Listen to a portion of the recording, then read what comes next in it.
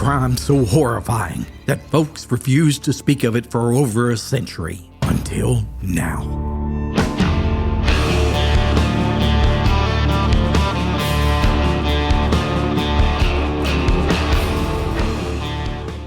One of the most shocking events in American history took place in 1892 and sparked an outrage so intense that even today, the mountains echo with cries for revenge.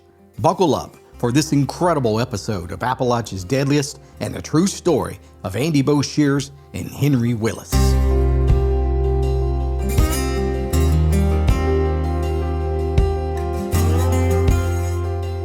Our story begins in 1892. Just south of the Kentucky state line in Campbell County, Tennessee. This sparsely populated area was in the heart of the Cumberland Mountains and was still as wild and untamed as any place on planet Earth. The bloody conclusion of the war between the states had brought in the Iron Horse, which came snaking through the rock gorges on steel tracks, as wealthy northern industrialists were now stripping the hills of its coal and timber. For the first time, paying jobs were available, and the lure of money brought in men from faraway places to this otherwise desolate wilderness. Nearly overnight, boomtowns such as Jellicoe and Caryville sprang up with mining and timber camps, boarding houses, and saloons. Each day, the train brought more men who were looking to get in on this Appalachian gold rush. But most of all, those steam locomotives brought shady characters with mysterious past and even brazen outlaws who were looking to reinvent themselves and to raise a little hell in those whiskey saloons, especially since there was little to no lawman to be found. Instead, it was a place where any wrongdoing or feuds were settled the old-fashioned way, with generous doses of gunpowder and lead. Mountain justice was the law of the land. Indeed, Campbell County was every bit as dangerous as the Wild West. By day, the ring of axes and the groan of timber wagons echoed through the hollers. But by night, the glow of the bar rooms and saloons lit up the dirt streets of Jellicoe, where miners strapped with fistfuls of cash wasted no time gambling, fighting, or drinking themselves blind. Gunfights were common, and nearly every morning there was some poor soul who had wound up on the wrong end of a Winchester rifle or a Colt pistol and was now being loaded up on the undertaker's wagon.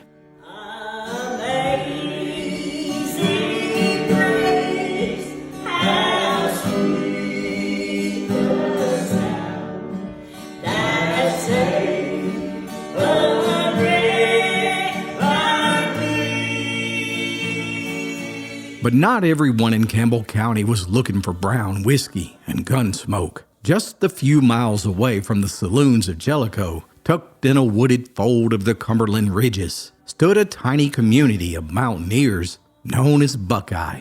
And truth be told, it wasn't much more than a scattering of log cabins, a few farm plots carved out of the rocky soil, and a creek that ran cold and clear. Life there was a simple and humble existence, and the folks who lived in Buckeye had little use for this new-fandangled way of life that railroad had brought in over in those coal towns. In their minds, only a fool would sell what little time he'd been blessed with here on this earth just to work for a few coins. All these hill folk needed was a roof over their head, food in the smokehouse, and peace enough to raise a family. Among the men who called Buckeye home was Lewis Delk, a 22-year-old mountaineer whose name carried respect even in these untamed hills. Folks who knew him said that he was a straight-dealing, honest soul, and he never took anything that wasn't his. He rose with the sun, bowed his head before every meal, and ended each evening with a prayer whispered beside the fireplace. Lewis wasn't one for drinking and gambling. No. Instead, he found satisfaction in hunting and fishing, or just enjoying the simple beauty of nature.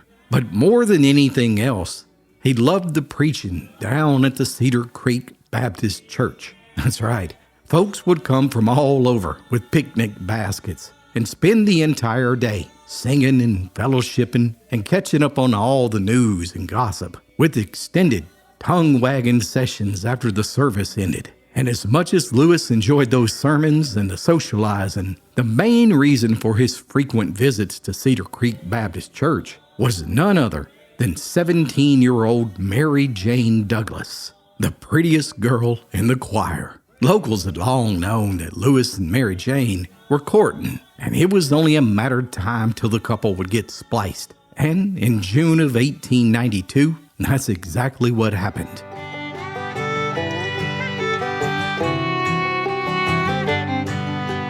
Life couldn't have been any more picture-perfect for the newlyweds.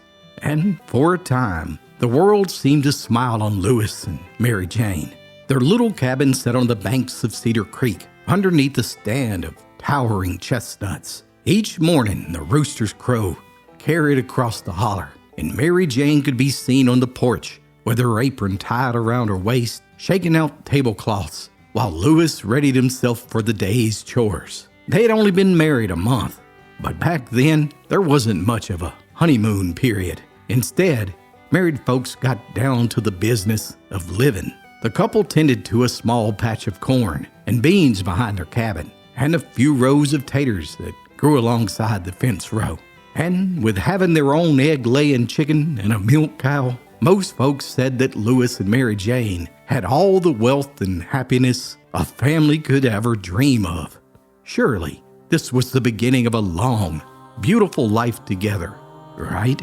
Well, not so fast, my friend. You see, things aren't always as they appear, and lots of dangers hid in these mountains. And unbeknownst to Lewis and Mary Jane, trouble was already stirring in those ridges, and their picture-perfect world was about to take a terrifying turn. Because what happens next would set the hills afire with cries for mountain justice to avenge one of the most horrifying crimes in American history.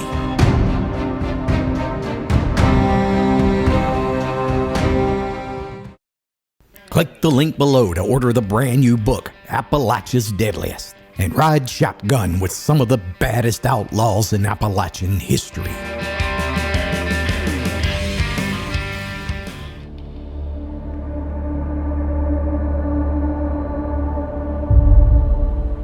June 22nd, 1892, had been an exciting day at the Delk homestead. Lewis had made the trip to Caryville to sell a hog, and Mary Jane had never been happier than she was when she saw that flower-printed fabric that her husband had bought for her while he was in town. But now it was evening. The couple had already finished their supper and had retired to their favorite chairs in front of the fireplace as darkness fell upon the outside world. As usual, Lewis read a couple verses from the book of Matthew as his wife studied the new cloth by the light of the flickering flames and dreamed of all the things she could sew with it. But just then, their blue-tick hound let out a long, warning howl outside. The kind of howl that let his owner know that someone was approaching. That sure is odd, Lewis thought to himself. Who in the world would be out and about at this hour? After all, their closest neighbor was nearly a half a mile away, and they never came calling this time of night. Then, before Lewis could put his Bible down, he heard the sound of boots on the front porch. And then came a slow knock at the door. Who's there? Lewis called out. State your business. We're officers from Jellicoe. We need 2 horses, and we came to pay you to hire yours. Horses? Lewis thought to himself. Nah, this business about needing horses didn't sit right with him, and he told him plain and simple that his animals weren't for hire. I'm sorry, stranger. We can't help you. You best be on your way now. And then there was a lingering silence. Not a single sound. Both Lewis and Mary Jane held their breath as they stared without blinking at the door. Had the mysterious strangers left? No, they couldn't have. And the husband and wife were sure that they were still standing on the porch. Lewis looked across the room. There was his rifle, leaning on the opposite side of the cabin. But If he moved towards it, the creaking floor would give away his every movement. More silence, until finally it was broken. The slow shuffle of boots could be heard walking off the porch outside. "Thank God, they're leaving," Mary whispered. But just then, the door burst open. The unknown men kicked it nearly off the hinges, and now the two desperate outlaws stood with bad intentions written upon their faces. Each man carrying a pistol. "Don't you move a step, boy," one of them barked, leveling his Colt pistol. "You make a single sound, and I'll put you beneath the dirt." Mary Jane clutched her husband as her heart was hammering, and Lewis tried to step in front of her. But both outlaws pushed further in, with their boots scraping on the rough plank floor, and their eyes darting between the husband and wife, like wolves closing in on their prey. Lewis, he had no choice. He had to do something, and there was no time to waste. So the husband made a desperate attempt to grab his weapon, but before he had gone 2 steps, both men began pistol whipping him to the ground, where one of the outlaws grabbed Lewis's bloody head and dragged him into the front yard and continued the assault. From inside the cabin, Mary Jane could hear Lewis outside and the sickening thud of blows that were raining down on him. But there, standing in front of her, the other criminal stood looking her over. "Please, please, don't kill him. I beg you." But the outlaw only smiled and then stepped closer with hot breath and the stench of whiskey. And without hesitation, he pressed the cold barrel of his Colt pistol against her head. "Now, pretty girl," he drawled, "you're gonna give us both what we came for." Mary Jane froze, the entire world spinning around her as the fire popped in the hearth and the fabric that she had been admiring only moments before dropped to the floor. And suddenly, in that moment, everything in her life changed in an instant.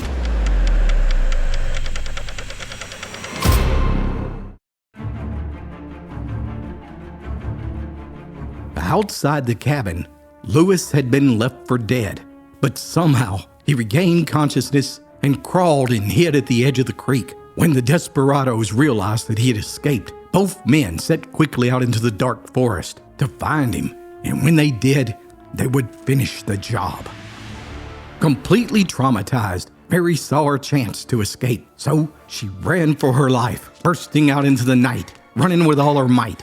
As a chill of terror ran through her bones, she tore through the yard and down toward the creek, breathing in ragged gasps, when suddenly from behind her, the cabin door burst open, and a voice roared like thunder, "Get her! Don't let her get away!" Branches snapped, and boots crashed against the underbrush as the outlaws gave chase into the blackness. But Mary was driven by something stronger than fear, her desperate will to live. She splashed into the creek, and without thinking, she pressed herself low beneath the bank, clinging to the roots of an overhanging tree while the water pulled against her dress. Time and time again, the desperados stormed past her as they scoured the holler. Mary was too scared to breathe. She could hear them promising to finish her once they laid their hands on her again. In anger, one outlaw fired every shot in his pistol into the night sky, with the echo rolling down the valley like a warning to every living soul. But somehow, by the grace of God, both Lewis and Mary had survived.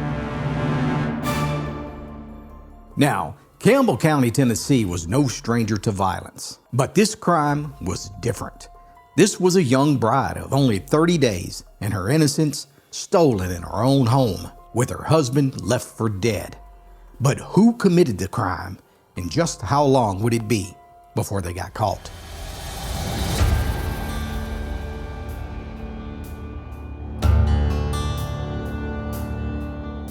Then, by daybreak, the outlaws had disappeared into the unknown, an unspeakable crime. But you better believe that there would soon be hell to pay. By the time the sun rose over the Cumberlands the next morning, wagon tongues had spread word of the outrage like wildfire. Men clenched their fists, women cried, and preachers muttered prayers over and over, urging restraint. And the local sheriff begged the mountaineers to just let the law handle the investigation. But they knew what everyone knew. If those mountaineers caught those scoundrels, justice would be swift. posses formed before noon, armed with rifles, shotguns, and pistols.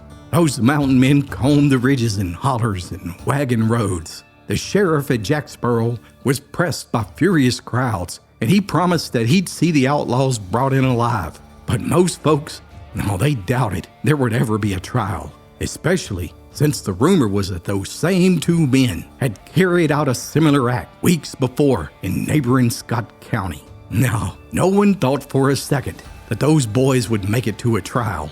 Mountain justice had a way of running a little quicker than those courts. And by Saturday evening, word came down that the fugitives had been spotted near Jellicoe. And that's when two citizens from Coal Creek stumbled upon them while they were playing poker in a saloon. The capture was almost too easy.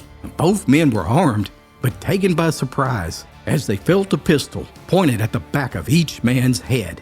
Within hours, Andy Boshears and Henry Willis were marched off to the train, guarded by a small army of sheriff deputies who were determined to get the prisoners to the safety of the Jacksboro jail, where they would be held until trial. When the train stopped in Caryville, there were hundreds of onlookers at the depot, ready to get a look at the men responsible for the outrage.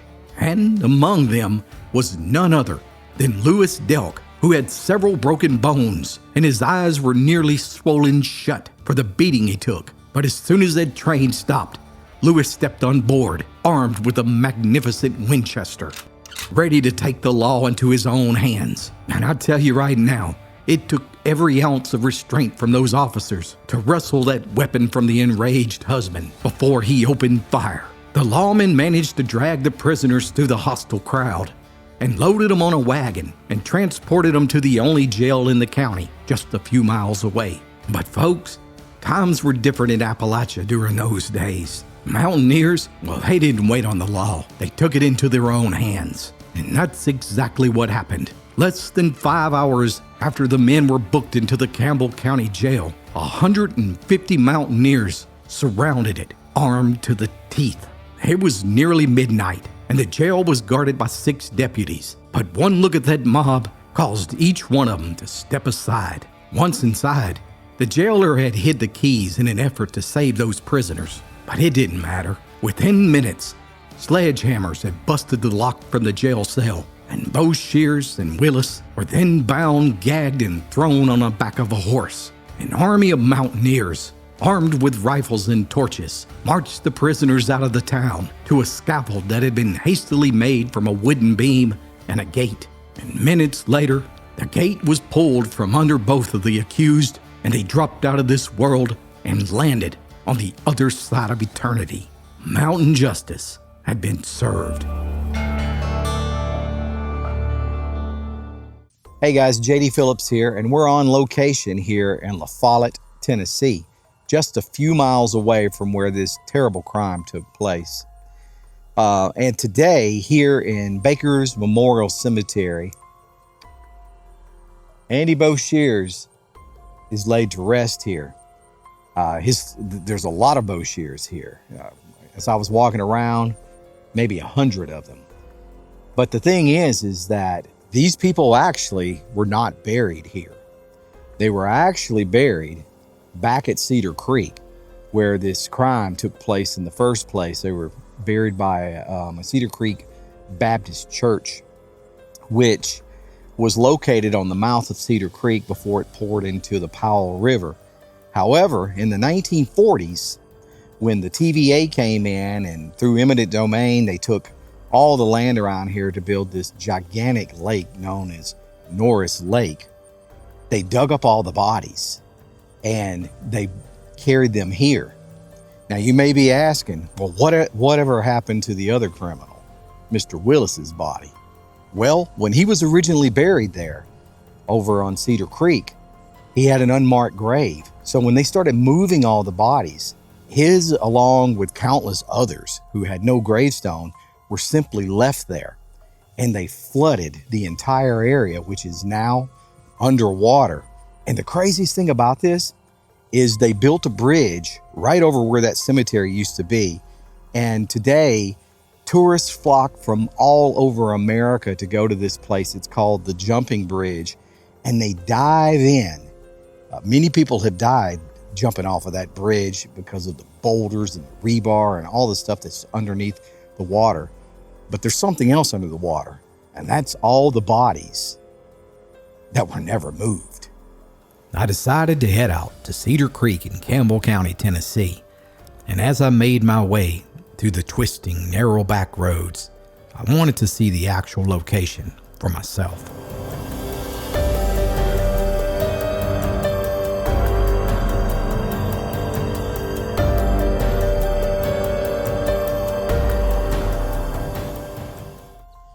So here we are, guys. We are at the famous jumping bridge on Norris Lake here in Campbell County, Tennessee.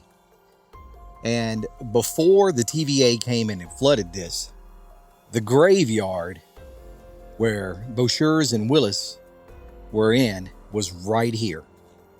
And right up here on the hill was the church.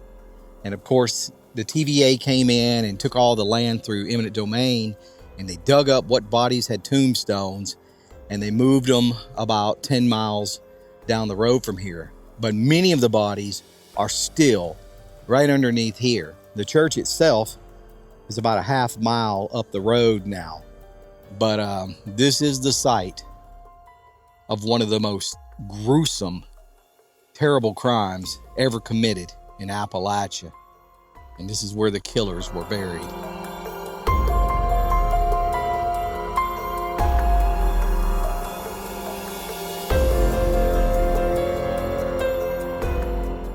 I always find it fascinating to visit the places where these stories took place so many years ago, to stand there and witness with my own eyes just how much has been forgotten.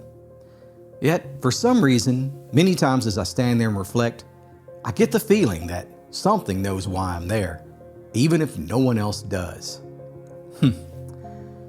I'd like to leave you with this thought. According to newspapers at the time, Andy Boshears and Henry Willis was the first documented case of a hanging in the history of Campbell County. And as for those 150 men that stormed the jail and carried out the execution, no one ever faced criminal charges. A true story so evil that for years, folks refused to talk about it again, hoping that one day it would be forgotten. And for the last 130 years, it was, until now. What about you, my friend? Do you think the mountaineers were right to take the law into their own hands? Or should they have let the courts handle it? I look forward to your thoughts in the comments below. If you enjoy stories of true crime that's nearly been forgotten, be sure to check out my brand new book, Appalachia's DEADLIEST. It's full of stories just like this one. Till next time, my friends, be sure to like and subscribe for more true stories from Appalachia's past.